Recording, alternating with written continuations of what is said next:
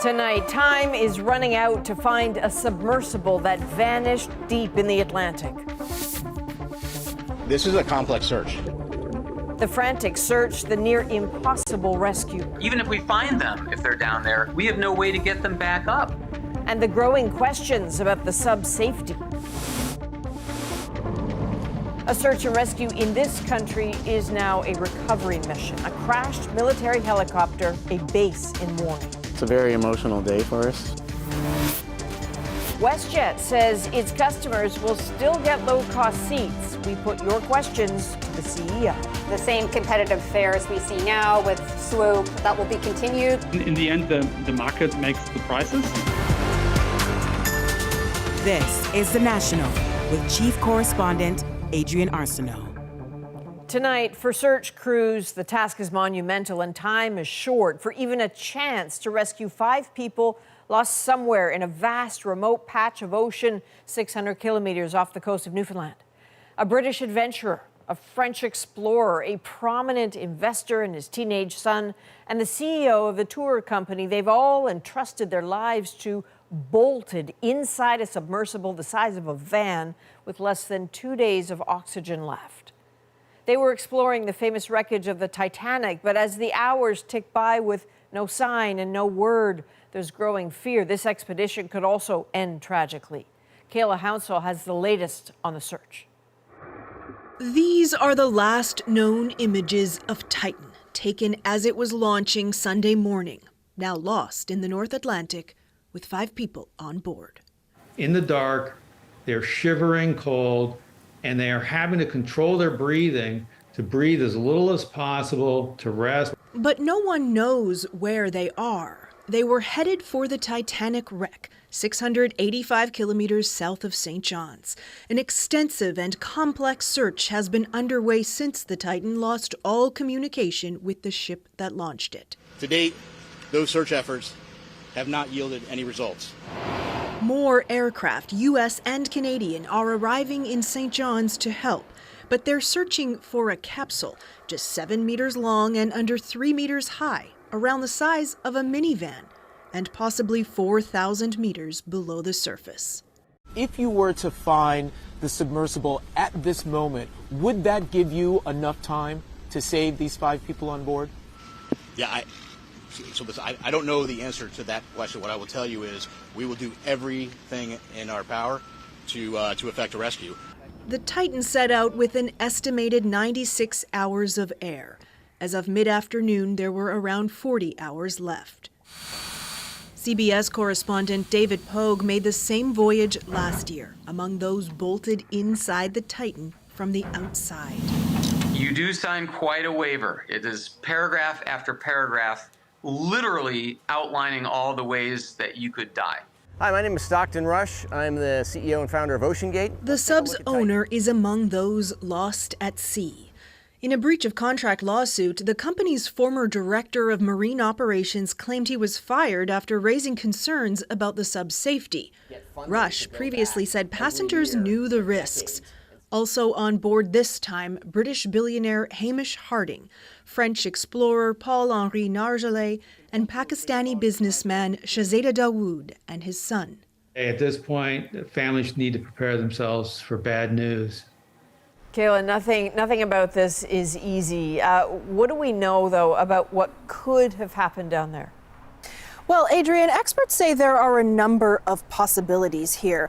The sub could just be floating around on the surface somewhere, but remember, they're bolted in from the outside, so they'd still be trapped. There could have been a leak, letting water inside, which in deep water could be catastrophic, battery failure causing it to lose power, or the current could have pushed it so close to the Titanic that it actually got tangled in the wreck itself, which would mean it's still trapped, Adrian. What a terrible thought. All right, Kayla Hounsell, thank you. Thomas Daigle delves now into the sheer scope of the challenge facing the search and rescue teams, because even if they do find that submersible, if it's down in the deep, there just aren't a lot of options. In the depths of the Atlantic, it's pitch black. The weather out there, freezing cold. Crews searching for that missing sub face an almost unthinkable challenge. So that's a big area to search when you're looking for something as small as this. David Russell would know. He led the British Navy's failed efforts in 2000 to rescue survivors aboard the sunken Russian submarine, the Kursk. We have the equipment to bring those men to the surface. And was even portrayed by actor Colin Firth in a movie about the mission. Mother of God, we've lost the submarine. Sometimes you just have to attach a big cable and winch the darn thing up. But it's a really difficult task, whatever they do. Crews face long odds, even with the military aircraft flying over the ocean surface and the sonar buoys they're deploying to monitor underwater. These ones were used in the search for Malaysian Airlines Flight 370, still missing. Here, we're trying to bring equipment together in hours, what typically takes days and weeks to get to the location. Consider the size of the area searched so far, about 20,000 square kilometers. That's bigger than Lake Ontario. Crews are focusing on the surface, but also the depths of the Atlantic. The Titan submersible is designed to dive 4,000 meters, or more than 7 times the height of the CN Tower.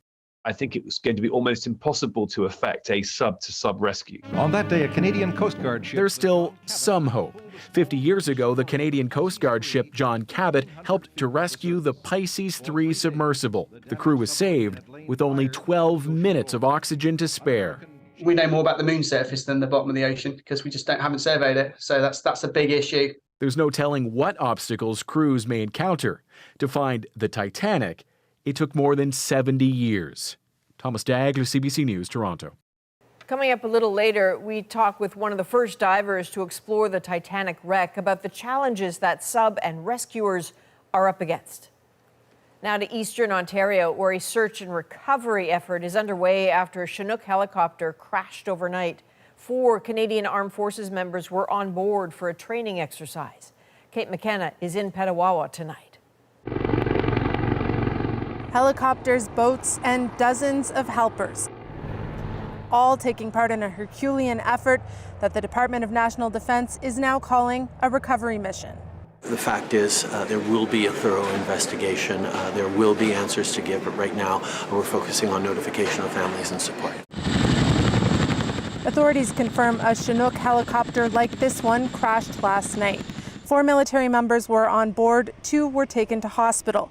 The other 2 are still officially declared missing. It's a very emotional day for us here in Petawawa.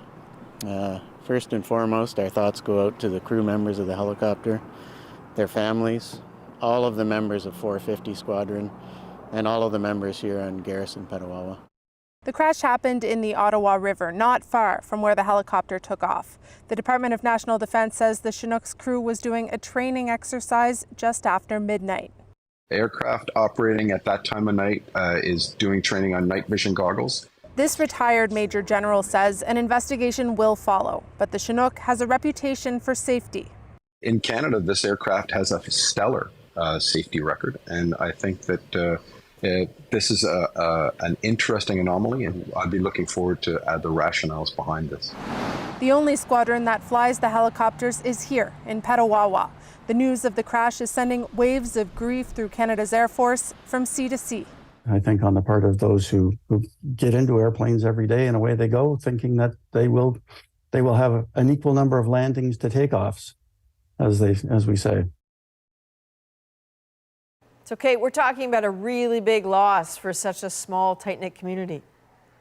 Adrian, this is a very small community, and that loss is being felt acutely. We're talking about 6,000 people who work at the garrison, and at the squadron where this happened, we're talking about 15 crews, so very small. And right now it is a community that's waiting for confirmation of a tragedy.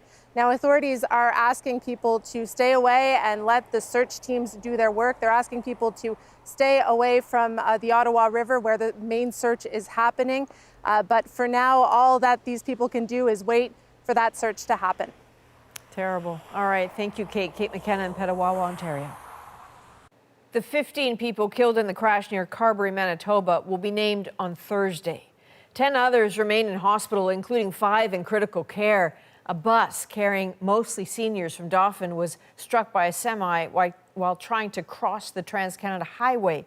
A memorial will be held in Dauphin on Thursday. In Alberta, residents of Edson in Yellowhead County are dealing with another emergency, flooding. This just days after wildfire evacuation orders were lifted. So the area is dealing with really heavy rain and overflowing rivers. Authorities have declared local states of emergency, and some residents are being told to evacuate again.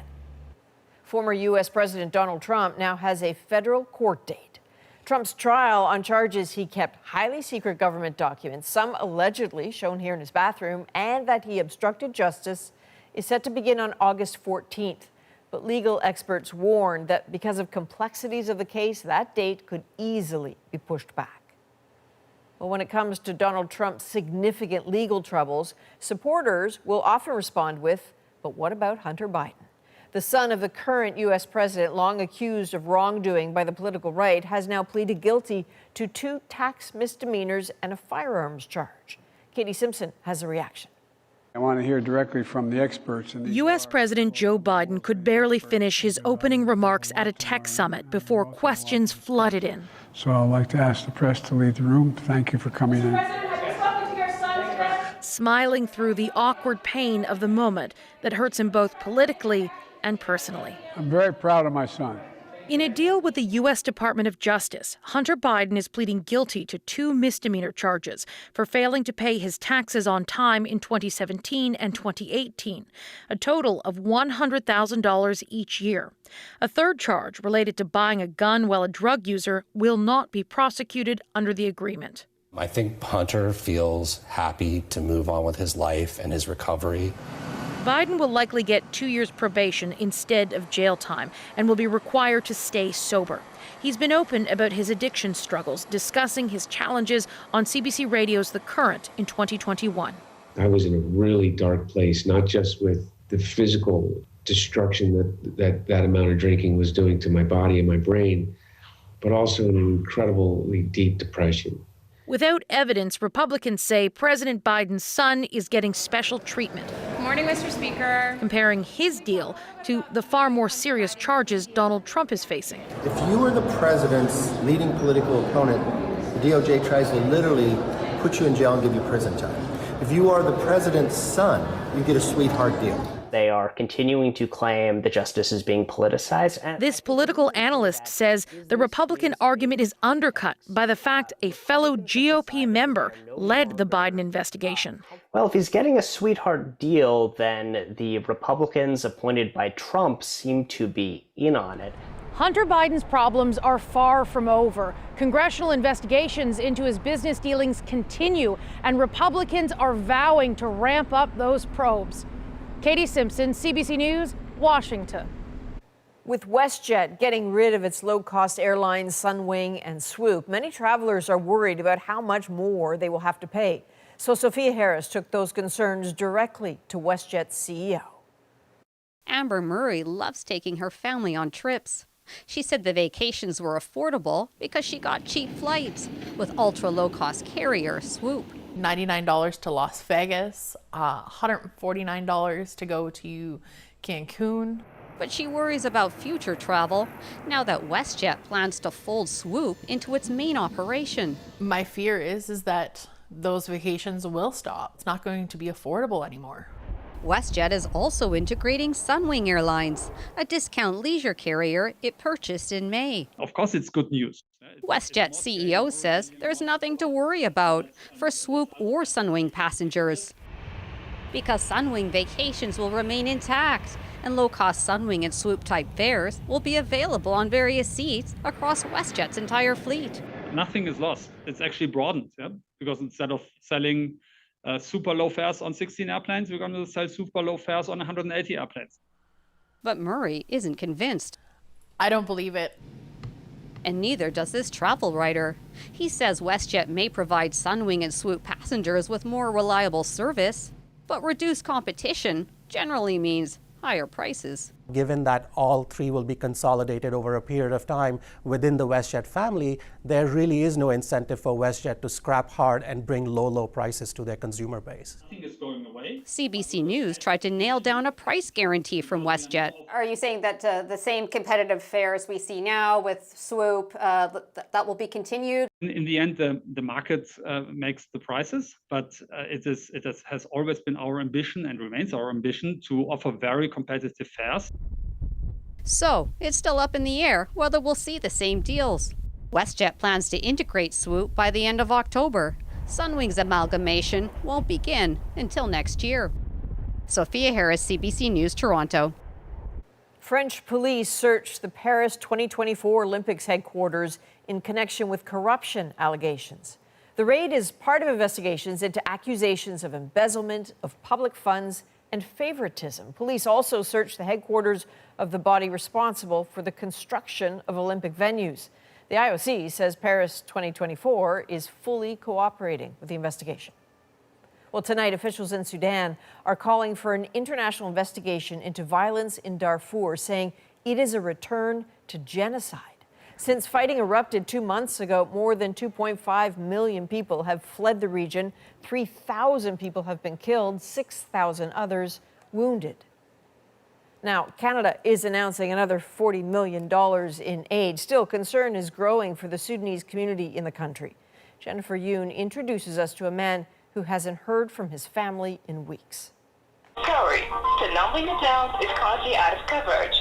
Day in and day out, Yasser Issa calls his family in Darfur, Sudan. For a month now, it's been radio silence. It's one of my friends, my dad, my mom, my sisters. Like I keep trying and the list goes. Sometimes I call people from different countries just in case if they have update from their families. He doesn't know if his parents, his sisters, or his wife are alive. I don't know where they are, what is happening to them, and all what I'm hearing from that place, they're living is just the place is surrounded and it's under siege. What little news Issa gets is harrowing. A ceasefire between Sudan's army and the paramilitary group Rapid Support Forces began this week. But it's the latest of several brokered and broken. In the Darfur region, there are reports of indiscriminate violence and a dire need for humanitarian aid. Aid that's been difficult to deliver. The Darfur region has been nearly completely cut off from the rest of the country and from the rest of the world. With looted offices and hospitals, boxes of medicine spoiled, and aid workers harassed and attacked, Doctors Without Borders says it's unprecedented. Everything is missing at the moment. We have accounts of door-to-door killing, of people being forcibly displaced, and really indiscriminate violence, not just the fighters, but a lot of citizens. Yasser Issa says help needs to come quickly. The humanitarian call of action they advocate for could not be useful if those people, all of them, are died. Until there's peace, he says he'll just keep phoning home, hoping someone picks up. Jennifer Yoon, CBC News, Montreal. A former Quebec judge will lead a review into how the Oblates handled allegations of sexual abuse against a former priest. But as Juanita Taylor shows us, some are concerned it won't be enough to get the accountability they're looking for. Now in his 90s, Johannes Rivoire is living in Lyon, France, retired and free. We are not just saying that we are victims. It happened. Steve Mapsalak alleges Rivoire abused him when he was 13 years old in Nauyet, Nunavut. 3 others have also accused Rivoire of sexual assault when he was a priest in the territory. Those charges were stayed and he denies any wrongdoings. Now, at 66 years old, Mapsalak says that he is anxious for the church to take accountability. I mean, we are suffering. 3 Oblate groups are launching the independent review into how they handled the allegations against Rivoire. Retired Quebec Judge Andre Denis will lead the commission, and the Oblates say he will be privy to all documents in Canada and in France. We trust that Justice Denis will provide a thorough report, and as I said, an objective report seeking the truth. Mapsalak and other Inuit went to France last fall to meet with the Oblates and to pressure the French government to extradite Rivoire, which it refused. This advocate, who is helping Mapsalak and others, says she doesn't trust the process. Another commission? Wow. I mean, it's a very old technique that they use. It's kind of smoke screen. They have to stall time to, we're just waiting for Rivoire to die. Anne Barrett Doyle, who runs an online library on Catholic clergy abuse, says the number of independent reviews by the church is growing. So their purpose is to have a limited admission of that while actually not opening themselves up to civil liability or, God forbid, criminal action by prosecutors. I really have come to believe that there's no reconciliation without truth. The review looking into the allegations against Rivoire should be completed by April 1st, 2024. Juanita Taylor, CBC News, Yellowknife. A monument to honor residential school survivors and victims will be built on Parliament Hill. Governor General Mary Simon says it is a significant step towards reconciliation. So near to the House of Commons, it will serve as a constant reminder to parliamentarians that the policies and laws they create, debate, legislate, and enforce have consequences. The Prime Minister joined several survivors at the ceremony. The monument will fulfill one of the Truth and Reconciliation Commission's calls to action. Well, the world is watching the desperate search for that missing submersible. But what's it like for the people on board? A little later, we'll speak with someone who's made 22 dives to the Titanic, once alongside one of the passengers now missing. Plus, behind these doors, a controversial device was used to restrain young offenders. It's unbelievable that children are being trussed up like animals. A CBC News investigation talks to someone who felt the pain of it firsthand.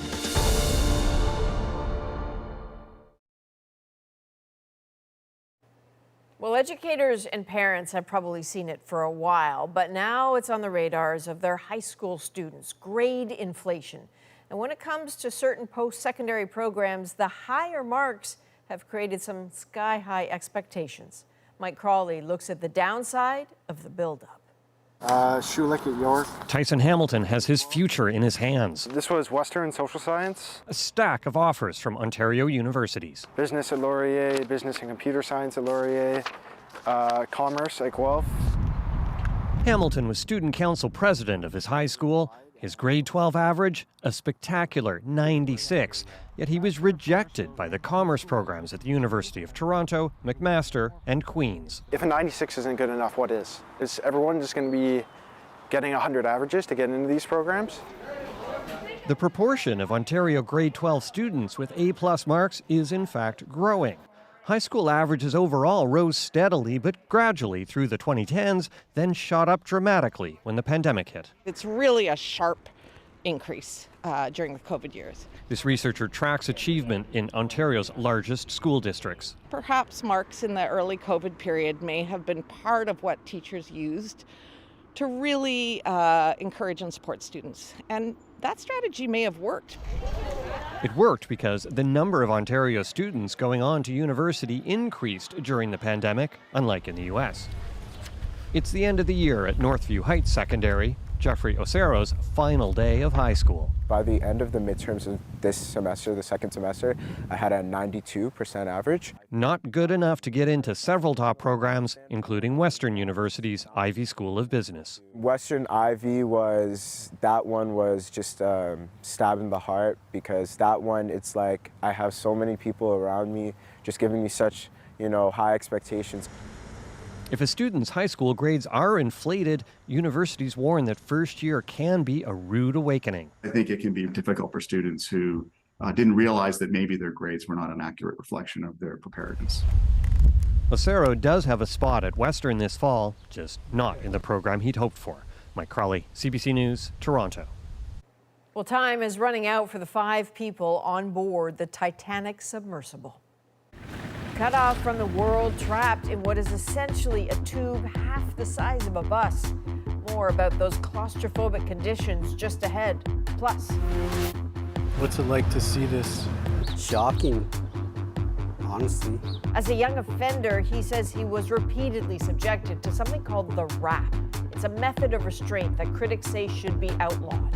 What a CBC News investigation learned. The National takes you deeper into the story shaping our world. Next.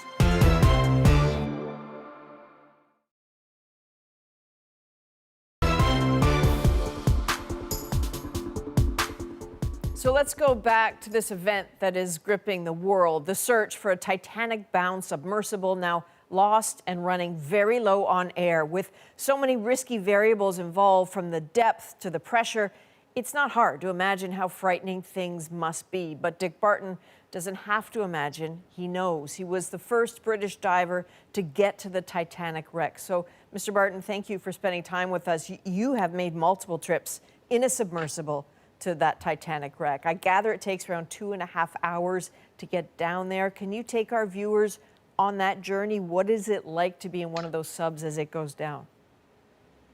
Basically, the journey starts with a briefing on board. You get onto the submersible, and you have a 2.5 hour trip down to the seabed, which is a controlled descent under a right-hand spin, a right-hand turn. You start to navigate your way down, during which time you're in the water column. You're sending a pinger radar sight all the way through it, and at 15-minute intervals back to the mothership, just to let them know you're still good and you're in good shape. So I gather, sir, that you know one of the passengers on board, the French submersible pilot, Paul-Henri Nargeolet. Knowing him, what sort of skills does he have that you think might be able to help them with their situation right now? Yeah, our PH is an amazing individual. He's a great submariner. He's ex-French Navy. He's dived the wreck 37 times. There's no one person who knows more about deep sea expeditions and research than PH. He's a very, very calming individual, very professional every single way. And God forbid, ever in a situation like this, there's one man I'd like to have alongside me, then there'd be certainly PH for sure. And I'm trying to imagine, once you get to the wreck, I understand it's pitch black. So if you're navigating this sub, what sort of dangers are you looking out for during this part of the journey? Yeah, as you descend through the water column, about 1,000 meters, you start to lose any ambient light whatsoever. So you have no idea exactly, what you're looking at, because you're trying to conserve power. Your life support systems, your communication, your propulsion, navigation, everything's reliant upon power. So as you approach the seabed, you're very conscious of your depth. You start to flare the submarine and slow down your descent, and you then find out exactly where you are. It's quite a complicated process.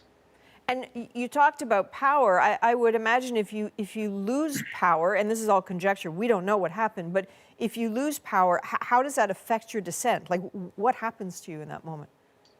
Well, if we take the scenarios occurred now with Titan, she basically fell out of communication about 1 hour 45 minutes into the descent, which, if you correlate that to the trajectory of the descent, they're going to be around at least 2,500 meter point. So the pressure is significant and building, of course. And I suppose the lower you go, the heavier it gets. So does that descent without power perhaps just speed up? I mean, could you get into some kind of spin? 100%. So, well, not necessarily a spin so much as you just increase velocity. There's resistance is reduced. You will become metaphorically heavier, and it becomes a whole new different game of physics. Dick, people sometimes talk about how much pressure there is down there, but I'm not sure that I can relate to it. Can you help us understand? The pressure is extraordinary, and it's something which is very hard to correlate. So it's 6,500 pounds per square inch. And so if you were to relate that into some kind of tangible metaphor, it would be 2 adult elephants who are balancing on your thumbnail. That's the actual displacement that you'd be exposed to. And so you have a way of showing that, I gather, from when you've been down in the past. We've taken a regular styrofoam coffee cup, which we write on. and we put the name of the expedition and the time.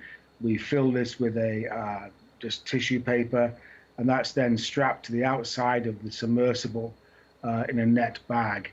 And when we eventually come up topside and recovered, the actual same coffee cup is basically a wow. that size. So this illustration of the extraordinary pressure that exists and we're subjected to, and that makes the titanium hull squeak and creak as well. It's an interesting experience.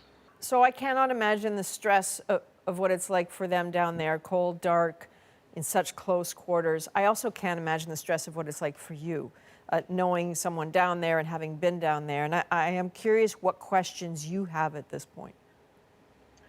Yeah, and the questions are really, they're more optimistic, and when we can't sit and question the whys and wherefores, the morality and the motivation. It's all really about finding these 5 individuals and hopefully recovering them in good shape. But sadly, the statistics are stacking up against a good outcome, but we're ever hopeful. Well, the whole world is hoping for that. Dick Barton, thank you very much.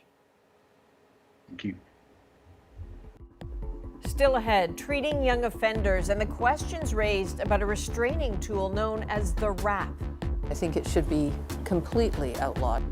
What critics say about its long-term effects. A CBC News investigation.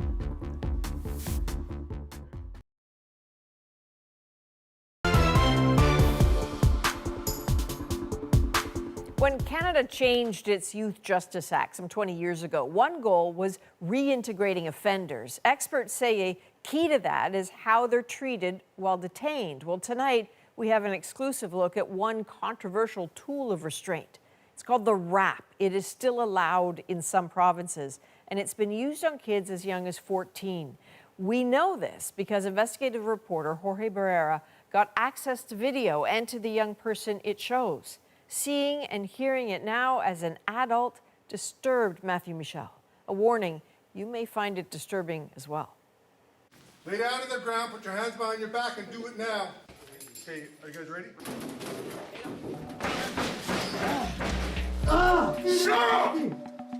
This is video seen publicly here for the first time. You wanted this, pal? Of teens in Saskatchewan youth jails. Their bodies bound in a device known as the RAP. This was done to Matthew Michel on at least a dozen occasions, starting when he was just 14. Now an adult, he's seeing it for the first time. What's it like to see this? Shocking, honestly. It breaks you down mentally, you know, and physically and emotionally. Several provinces still use the RAP. And I don't want that to happen to other youth, you know. The RAP is made by an American company, sold as a safe way to completely restrain individuals acting violently and dangerously. In Saskatchewan youth jails, it's only supposed to be used for an hour max at a time, unless under exceptional circumstances. This is a free call from an inmate at Saskatoon Provincial Correctional Center. The first time CBC News spoke with Michel, he was behind these walls of the Saskatoon jail, serving a sentence for assault. Hello, Matthew? Yeah, this is Matthew, yep. He spoke about his childhood. My grandma was basically my mother's figure and my father's figure at the same time, you know? Mm-hmm. She did what she could to provide for me. She either went to day school or residential school. I really never asked about that because, like, when she used to talk about her past, when she would drink alcohol, she would cry about it, you know? Michel grew up in Saskatoon. He never had a stable home and suffered physical abuse as a child, according to his file. In youth detention, by the time he was 12, he says the RAP left lasting psychological wounds. I have a resentment towards guards or officers or staff from my experience of that. It made me distrustful towards anybody with authority. It messed me up psychologically, I know that for sure. Oh man, I can still taste the blood to this day, yo. So that's how I learned how to handle pain and hurt my own self. I used to bite my cheek or my tongue. You guys are on me! Roll over, do it now! This device should be burned and buried. That's what should happen to this device. Gabor Mate is a world-renowned therapist who has deeply studied the impacts of trauma in childhood development. I mean, what they're doing by treating people this way is creating the future drug addict and the future inveterate criminal. You could not create a better school for future antisocial behavior, or for mental illness for that matter. Saskatchewan, Manitoba, and New Brunswick are the only provinces where the RAP is allowed for use on young offenders. Manitoba used it 11 times from 2018 to 2023, and New Brunswick, 0. Saskatchewan says it does not currently track its use. CBC News obtained video from 10 incidents involving youth bound inside Saskatchewan facilities between 2009 and 2012, including 5 times in 2 youth jails. Michel was subjected to the RAP. The incidents still haunt him today. Michel agreed to meet with CBC News on the last day of his latest sentence. Yeah. I'm out of the correctional officially. Yeah. Yeah. How's it feel right now? It feels wonderful. About being in jail for 16 months, you know? Feels good. Straight? Yeah. It looks different now. Michel is 28 now. This time, he says he wants to stay out, build a life, and get into construction work. This is the house I grew up in as a child. I have a lot of memories at this house here. This is it, eh? Yeah. His childhood veered early through the steel gates of the youth correctional system. It broke me a lot of times. It broke me a lot. And the machine he says broke him was the RAP. And it strains your muscles and it feels like your muscles are tearing sometimes. Depends on how tight they put it on you. And it hurts. He was put into the RAP for the first time for over an hour when he was 14 years old. Think of thoughts of suicide, things like that, you know? Because like that's how much pain you're in. You're like, kill me already, you know? Physically, neurologically, psychologically, it's incredibly damaging. I think it should be completely outlawed. CBC News shared videos of the RAP's use on Michel with Senator Kim Paint, who is a prominent champion of corrections reform. We know the damage can happen within, for some people, minutes, certainly hours. I think they're being used because people don't know about it, one, and when they do know about it, they somehow think those individuals are deserving of that kind of horrific treatment. Michel suffers from mental illness and is sometimes afflicted by auditory hallucinations. One of the videos shows 15-year-old Michel put into the RAP for hours. The recording begins on August 16th, 2010. After refusing a pat-down and swearing at staff, he was locked in his cell and began kicking the door. He then blocked the window with his mattress. Under Saskatchewan policy, the RAP should only be used as a last resort to prevent self-harm and violence against others. But here, Michel is alone and locked in his cell, when 6 staff members then enter to take him down. Shackled and handcuffed, Michel kept struggling. He was then bound in the RAP.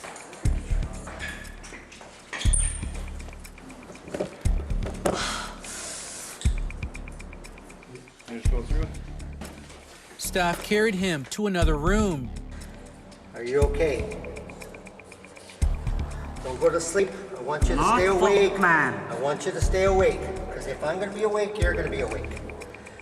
Michel, bound, struggled hour after hour. I'm just shaking him to keep him awake. Michel began to break.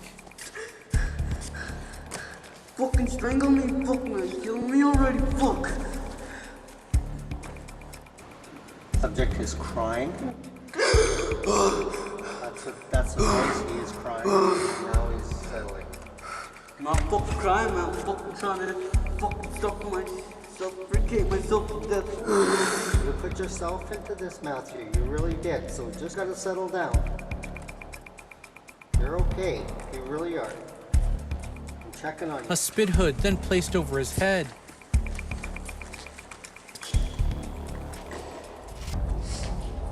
Three and a half hours later, he's released from the wrap. There we go.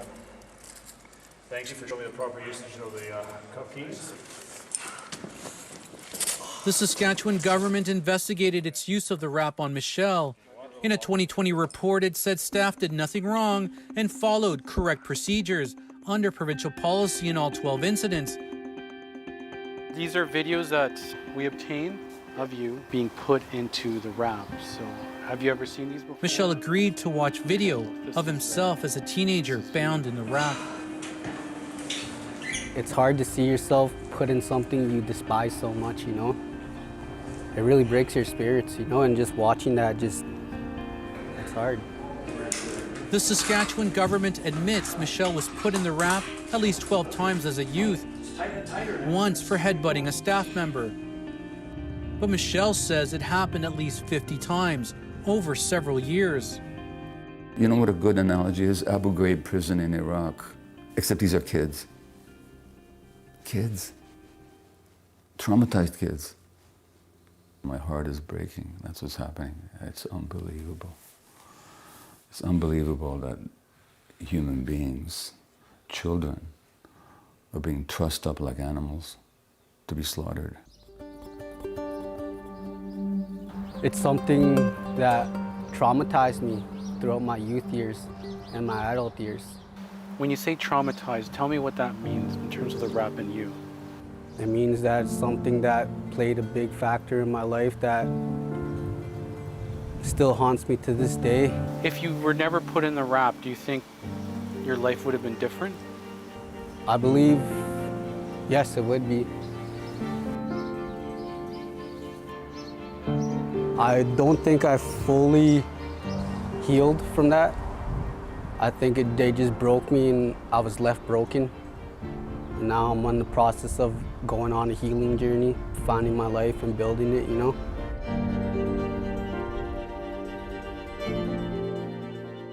Okay, so Jorge, given all of that, what does the maker of this device say? Well, we spoke to the president of Safe Restraints, Inc., which is headquartered in California. He says the wrap has been around for nearly 3 decades, but he believes this device can save lives because it can stop someone who's posing a threat to themselves or a threat to others by restraining them in a sitting position, which allows for proper breathing. However, he says that the wrap should never be used for punitive purposes. Adrian? And what about the government of Saskatchewan in this? Well, the Saskatchewan government says it can't comment on this specific case because they're facing a lawsuit from Matthew Michel, who says he never wants to see the wrap used on any kid ever again. Adrian? All right, Jorge Barrera in Ottawa tonight. Thank you. There is more to come on tonight's program. Let's lighten the pace a little, shall we? We'll hear what's behind an Ontario community's effort to save Tony.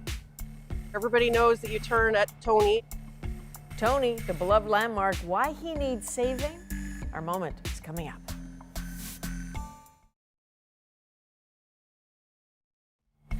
Well, this handsome fella is Tony, a pretty loved landmark near the community of Winchester in eastern Ontario. It has signified home for more than 3 decades.